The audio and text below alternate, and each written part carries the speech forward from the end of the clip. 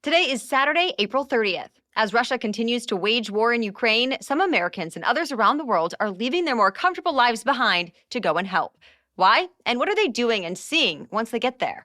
Today, we're hearing from a U.S. veteran turned volunteer in Ukraine, 2 weeks into his journey to make a difference for the Ukrainian people. David Ribardo actually launched a group called Volunteers for Ukraine to organize relief efforts and collect donations, and now he's there himself on the ground to help deliver supplies. And later, what is a war crime anyway? An expert on international law helps break it down. Welcome to the Newsworthy Special Edition Saturday, when we sit down with a different expert or celebrity every Saturday to talk about something in the news. Don't forget to tune in every Monday through Friday for our regular episodes, where we provide all the day's news in 10 minutes. I'm Erica Mandy. It's now time for today's Special Edition Saturday. Hi, David. Thank you for coming on the Newsworthy. Thank you for having me. So first, can you just talk a little bit about what inspired you to get involved in helping the people of Ukraine like this and actually leaving what I assume was a fairly cozy life in the U.S.?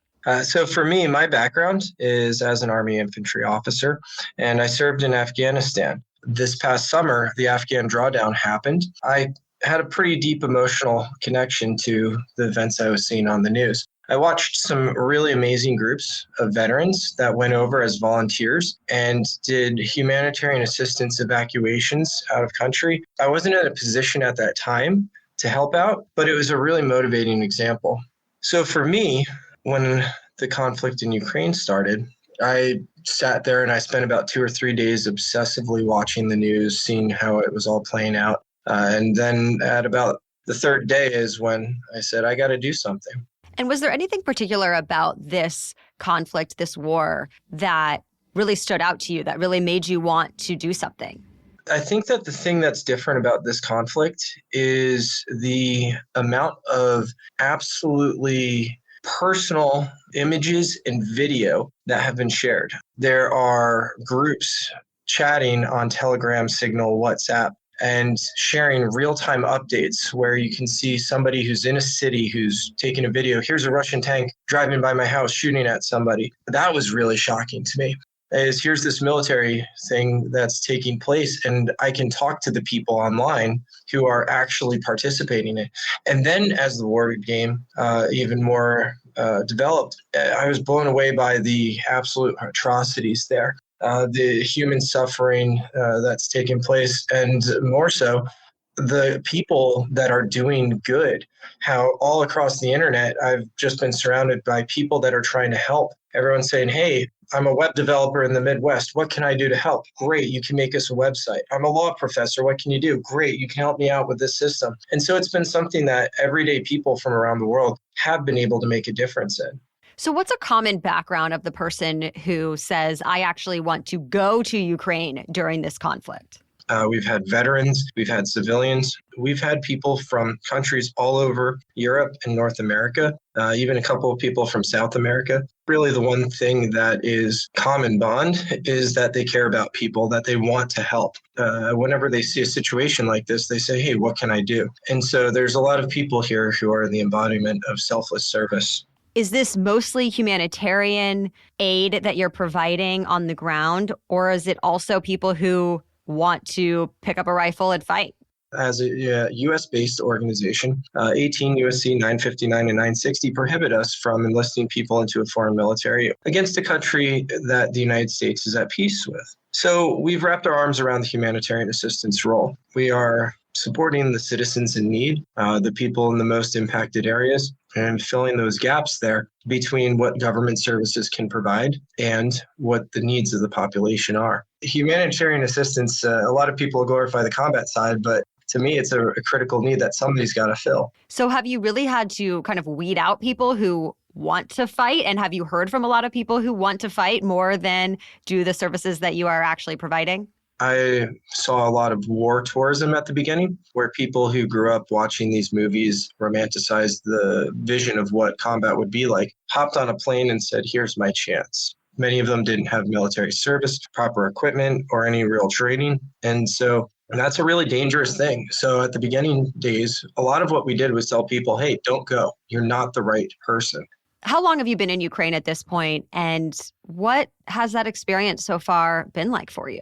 I've been here for 2 weeks. As you head out of the major cities, you start to see the effects of war. You can go, and as you're traveling through the countryside, you get to a gas station and you can only fill up 10 liters at a time. Sometimes they don't have any fuel available. You go to a store and there's nothing on the shelves. I went to one place and literally the only item they had for sale was bottled water. There's checkpoints in the major cities in Lviv, and there they check your ID, smile, friendly wave. But as you go down towards, I was down in Mykolaiv the other day, they were getting ready for the attack, and you'd watch the territorial defense soldiers digging trenches, bulldozers, scraping defensive emplacements, and it was really a stressful sight. You could see the population was on edge. It was tense as they got ready for what appeared to be a very upcoming soon battle. I know you recently traveled to southern Ukraine. So what did you see there? What was your role? I was going along on a leader's recon to take a look at what was the actual needs on the ground. Where are they being met? What can we do to help and improve the situation? We loaded up several trucks with clothing, food, hygiene products, things of that nature, and we drove them across the country. I'm just blown away by how hardworking my Ukrainian partners are. They loaded in the trucks and drove for 15 hours straight. And so when we got there, we went to one of the shelters and delivered them boxes and boxes and boxes of food and supplies. And they were very thankful. Everyone was just shaking hands and saying, how much they appreciate what we're doing. Overall, I was blown away by how professional, how brave, how tough the Ukrainian people are. Every single individual that I've come across has been having this steely-eyed resolve that this is our war and we're going to be victorious. I've never seen doubt in a Ukrainian's face as to the fact that it's going to be okay someday.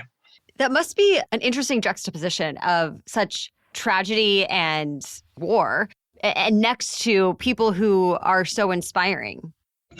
Yeah.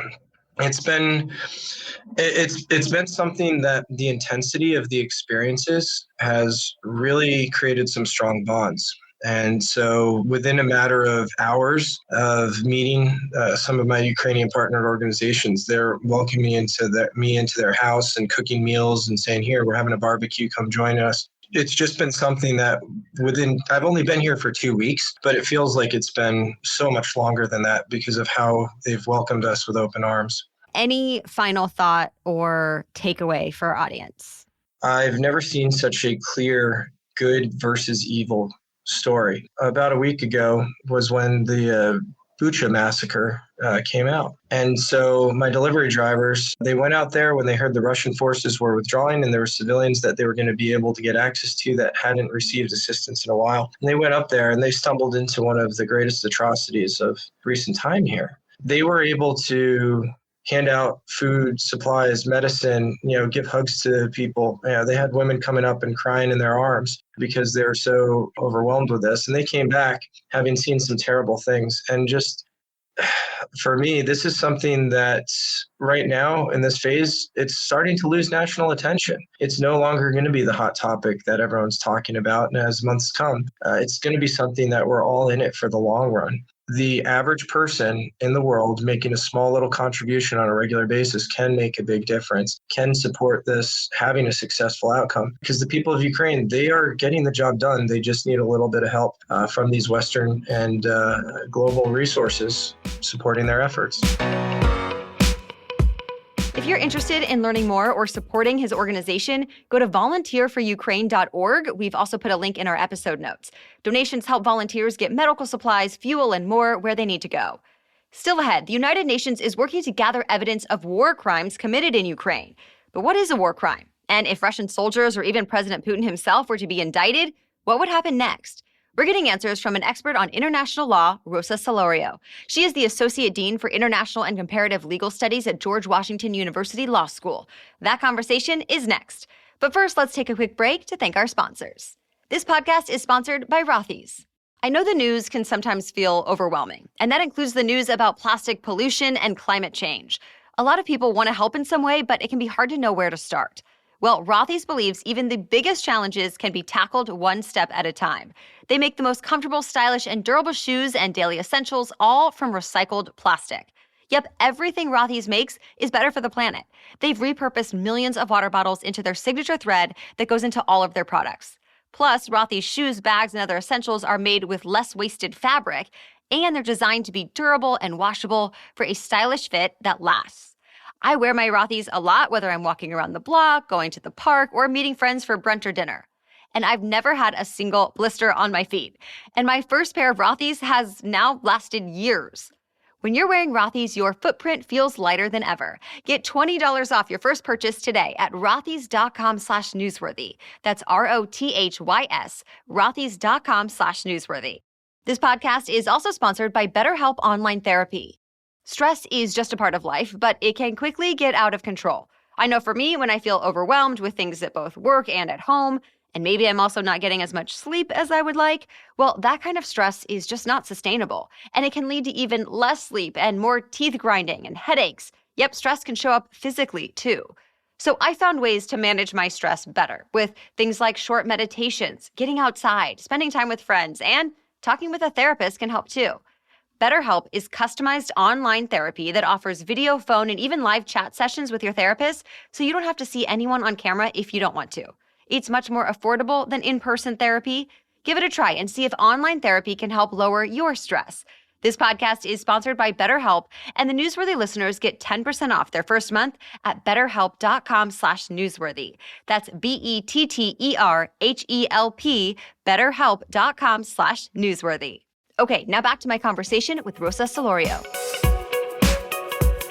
Dean Celorio, thank you so much for coming on the Newsworthy. Thank you so much for having me. It's wonderful to be here. First, can you just explain to our listeners what is a war crime? War crimes are usually serious breaches of international law that occur in the context of an armed conflict, and these are usually perpetrated against civilians and also enemy combatants. Can you give us an example of what is considered a war crime and who decides that it reaches that level? The range is actually pretty broad. So it can be killings, for example, rape, torture, summary executions, forms of inhumane treatment, forms of torture. And usually these are violations of international humanitarian law. It's extensively codified in the Geneva Conventions and also its additional protocols, but it's also reflected in what we call international customary law.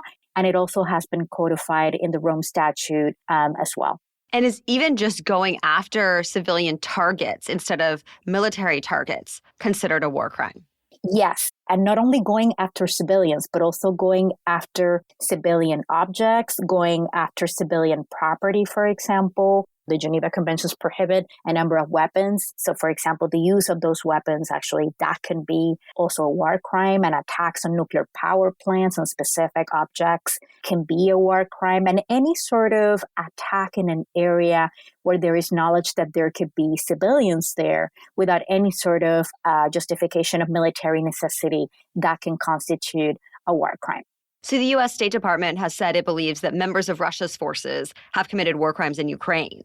Can you summarize how officials might have reached that conclusion and who verifies it? A lot of U.S. government officials and entities are actually gathering intelligence. And it's not only U.S. government officials. An investigation into war crimes and crimes against humanity has been opened by the International Criminal Court. Major organizations, like, for example, Human Rights Watch and United Nations entities, you have like a specific commission of inquiry, for example, that has been appointed by the United Nations Human Rights Council. All of these entities are in the process of documenting potential war crimes. And does that mean investigators are there on the ground looking at potential evidence? Usually that's part of discovery. It is an armed conflict situation, so it does pose unique challenges when it comes to documenting war crimes. So let's imagine Russian President Putin or other top Russian leaders are formally indicted on charges of war crimes. What would that even mean? Are there actual consequences they would face? The International Criminal Court can indict Putin and other commanders and military officials involved. I think when the challenge really comes in is that the International Criminal Court does not try cases in absentia. There would have to be an opportunity to arrest him. Basically, Russia would have to hand him over. And many of those scenarios seem very unlikely at the moment, but it doesn't mean that the circumstances wouldn't change in the future. Some Nazi leaders stood trial for international war crimes after World War II. But since then, how often, or I should say, how rare is it for someone to actually be put on trial for war crimes? It's not that rare to see prosecution efforts of cases like Yugoslavia and Rwanda and Sierra Leone, former conflicts as well. What you see in the situation that's a little bit more newsworthy, I would say, is the fact that this situation has captured the international and global attention in a way that we haven't seen in a long time. This is probably the first time that for 24 hours a day, you turn on the TV and you see documentation of mass graves and bodies lying on the street and evidence of atrocities. And this is in TVs of millions of people globally. It's as if the war crimes are happening right before our eyes, which has captured, the outrage and uproar of the international community. It's also happening in Europe. And usually when you have that kind of situation, it does motivate the assignment of more resources, for these kinds of prosecutions, or at least calls for accountability. But I think it's very important to understand that war crimes and crimes against humanity and genocide have been historical problems. What's your final thought or final takeaway for our audience? The reality is that this war is a brazen violation of international law. This is a crime of aggression against the United Nations Charter. It really tests in many ways the system that we have. The lesson learned is that we need better mechanisms to prevent war. For a long time, we haven't had technically a world war, even though the world has always had ongoing conflict. But the reality is that we're noticing in this situation the need for much stronger international law mechanisms, not only for prevention, but also accountability.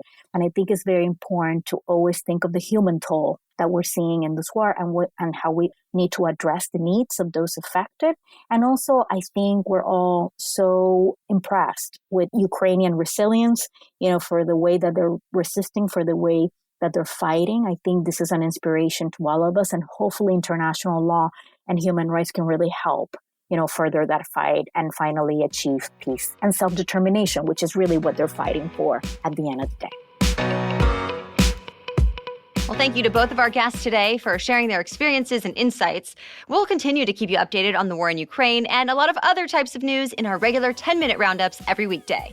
We'll be back on Monday. Until then, have a great weekend.